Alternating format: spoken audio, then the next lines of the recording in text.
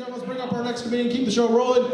Please welcome to stage Chris, everybody, Chris! Yeah, he's from out of town! How you doing, Charleston? Pretty good. Good. I just got a cat recently. It's this adorable little white cat, and I named it Milk. Well, no, because anytime I bring it a saucer of milk, it refuses it until we pass common sense gay rights legislation. So I shot it, and I know. Yeah, I know. I'm not a particularly good person. Figured that out. Here's how I figured out I'm not a good person. I give myself entirely too much credit for little things in my life. Like, you look like you're probably a good person, sir. Am I right? Wrong? Like, imagine this, if you will. What? Imagine if you took your entire Thanksgiving day and you went to a homeless shelter and fed the needy. Like, you'd feel pretty good about yourself, right? Like, there'd be like a little kernel of warmth in your heart saying that, hey, I gave back to society. You know that little kernel of warmth in your heart? That's what I get when I eat the 2 end slices on a loaf of bread. It's like, way to go, Chris. Really needed someone to step up to the plate on that one. You know, ever since Nelson Mandela died, we were really looking for someone to fill those shoes. We're glad you were there. I do that for all sorts of stuff too, like if I eat canned food that has a dent in it, not that I paid full price for it, but if I eat that food, I'm just like, well, there's no way I'm not getting into heaven. And by the way, I want to get into heaven and brag about all of those other things to the people who are in heaven. Like angels are coming up to me and shit, and they're like, so how'd you get here? Well, me.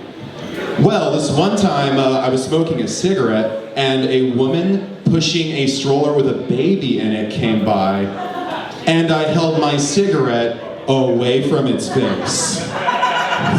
That is...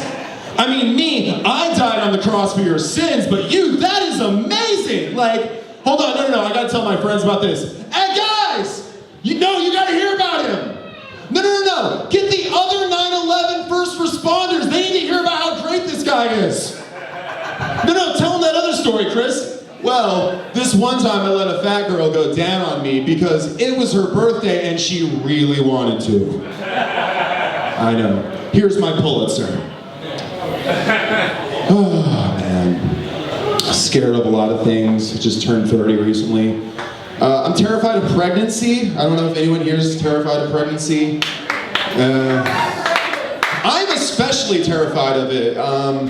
No, because like, I just talked to my mom and I found out I have a genetic history of it in my family.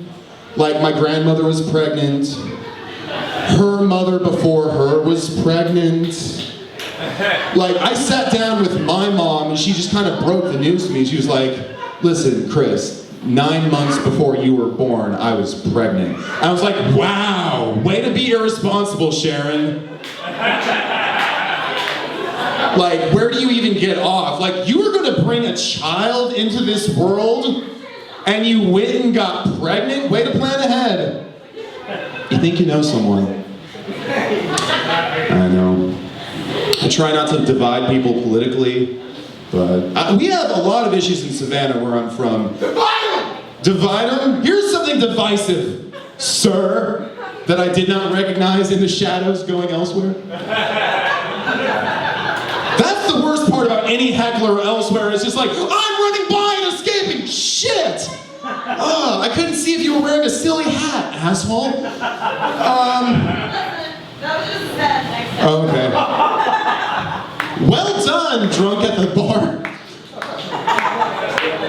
No, but here's something, like, in Savannah, they take their politics entirely too seriously. Like, there's this guy, and you'll see him, he drives around in this old station wagon with a giant rubber fetus on top of it with a coat hanger through it.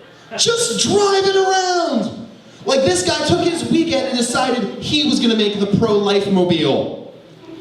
And I saw that and I'm like, you know what?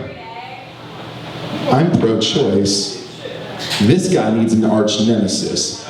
I'm gonna make the pro-choice mobile. And I look up from my dashboard and I'm like, what am I gonna do? Then I realize some crazy fucking billionaire already beat me to it. And he didn't just make like one pro-choice mobile. Like he made an entire fleet of them, and you guys have probably already seen them driving around here. They're these big yellow things.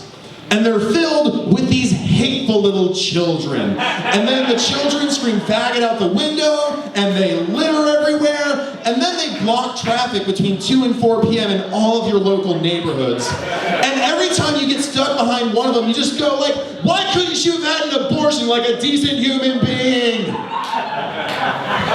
All right, my name's Chris Davison, that was my time.